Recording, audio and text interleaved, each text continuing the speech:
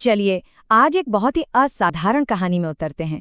एक ऐसी कहानी जिसमें अन्याय भी है, गहरा दुख भी है और फिर एक ऐसी प्रतिक्रिया जो किसी की भी सोच से परे है। जरा उस मंजर की कल्पना कीजिए।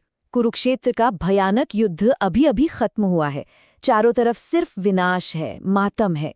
और इस सब के बीच एक माँ, एक रानी, जिसका सब कुछ तबाह हो चुका है। उसका दुख उसकी आंखों से जैसे आग बनकर निकल रहा है। पर यहीं पर कहानी का सबसे चौंकाने वाला मोड़ आता है। उस रानी का गुस्सा उन लोगों पर नहीं उतरा जिन्होंने असल में ये सब किया था। तो फिर किस पर? आखिर उन्होंने दोषी ठहराया किसे? आइए इस गुत्थी को सुलझाते हैं। तो भाई, श्राप किसे मिला, ये जानने से पहले 1 मिनट रुककर ये समझना बहुत जरूरी है कि इस महाविनाश के असली गुनहगार थे कौन। तभी तो हम समझ पाएंगे कि वो श्राप कितना बड़ा अन्याय था।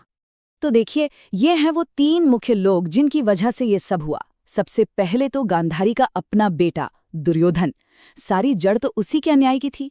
फिर उसका भाई शकुनी, वो तो खैर साजिशों का माहिर था ही। और तीसरे उनके पति धृतराष्ट्र, जिनकी चुप्पी ने इस आग को हवा दी। तो मतलब साफ है ना? दुर्योधन की जिद, शकुनी की कुटिल चालें और धृतराष्ट्र की वो खामोशी जिसमें सब कुछ जायज हो गया। इन तीनों ने मिलकर समझ लीजिए तबाही की पूरी स्क्रिप्ट लिख दी थी। असली विलन तो यही थे। अब वापस गांधारी पर आते हैं। देखिए, लॉजिक तो यही कहता है कि उन्हें अपने बेटे, भाई या पति को गुनहगार मानना चाहिए था। लेकिन जब कोई इतने गहरे दुख में हो तो लॉजिक कहाँ काम करता है। उनका दर्द, उनका गुस्सा एक बिल्कुल ही अलग तरफ मुड़ गया। और ये देखिए, यही है वो चौंकाने वाली बात। एक तरफ है असली गुनहगार दुर्योधन, शकुनी, धृतराष्ट्र, और दूसरी तरफ वो जिस पर इल्जाम लगाया गया, भगवान कृष्ण। उनका इल्जाम क्या था? बस एक लाइन, तुम इसे रोक सकते थे। सोचिए जरा, अपने 100 बेटों की लाशों के बीच खड़ी एक माँ, उसके लिए दुनिया में और कुछ सही गलत बचा ही नहीं था। उसे बस वो एक इंसान दिखा जिसे वो मानती थी कि अगर वो चाहता तो ये सब रोक सकता था। ये फैसला दिमाग का नहीं था, ये एक टूटे हुए दिल की आवाज थी। और अब कहानी का वो हिस्सा आता है जो इसे सबसे अलग बनाता है। जब किसी निर्दोष पर इतना बड़ा, इतना गलत इल्जाम लगाया जाए तो वो क्या करेगा? उनकी क्या प्रतिक्रिया होगी? सोचिए, भगवान कृष्ण पर ये इल्जाम लगा है। वो क्या कर सकते थे? गुस्सा हो सकते थे, अपनी सफाई दे सकते थे, अपनी ताकत दिखा सकते थे। आखिर वो तो भगवान थे। उन्होंने इनमें से कुछ नहीं किया। उन्होंने बस उसे स्वीकार कर लिया। हाँ, बिना एक शब्द कहे, बिना किसी बहस के, पूरी शांति से उस श्राप को अपना लिया। और उनकी ये स्वीकृति कोई मामूली बात नहीं थी। ये सिर्फ एक दुखी माँ के दर्द का सम्मान करना नहीं था। नहीं, ये उससे कहीं ज्यादा गहरा था। ये इस बात की समझ थी कि कभी-कभी बड़े दर्द से ही चीजें वापस अपनी जगह पर आती हैं। उन्होंने बिना किसी गलती के उस श्राप को एक कृपा की तरह पूरी गरिमा के साथ स्वीकार किया।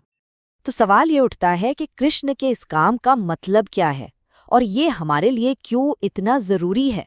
क्योंकि ये सिर्फ एक कहानी नहीं है, इसमें एक बहुत बड़ा सबक है। कृष्ण का ये जवाब हमें कृपा का रास्ता दिखाता है। देखिए, 3 बातें हैं। पहली, दूसरों के दर्द को समझना, उसे महसूस करना, भले ही उस दर्द में कोई हम पर ही इल्जाम क्यों ना लगा रहा हो। दूसरी बात, इल्जामों से ऊपर उठना, अपने अहंकार को साइड में रखकर बड़ी तस्वीर देखना। और तीसरी और सबसे जरूरी बात, ये समझना कि असली ताकत बदला लेने में या खुद को सही साबित करने में नहीं होती। असली ताकत तो शांत रहने में और करुणा दिखाने में है। और आखिर में बस यही एक लाइन सब कुछ कह देती है, ऐसे हैं हमारे कृष्ण। ये लाइन उनके पूरे चरित्र को, उनकी करुणा को, उनकी उस असीम कृपा को एक साथ बयां कर देती है। तो आज की ये कहानी हमें एक बहुत बड़े सवाल के साथ छोड़ जाती है। जब कभी जिंदगी में हमारे साथ बहुत बड़ा अन्याय हो, जब हम पर गलत इल्जाम लगे, तब हम क्या चुनते हैं? गुस्से और अपनी सफाई का रास्ता, या फिर शांति और समझ का वो मुश्किल लेकिन कहीं ज्यादा ताकतवर रास्ता? असली ताकत किसमें है, इस पर सोचना तो बनता है।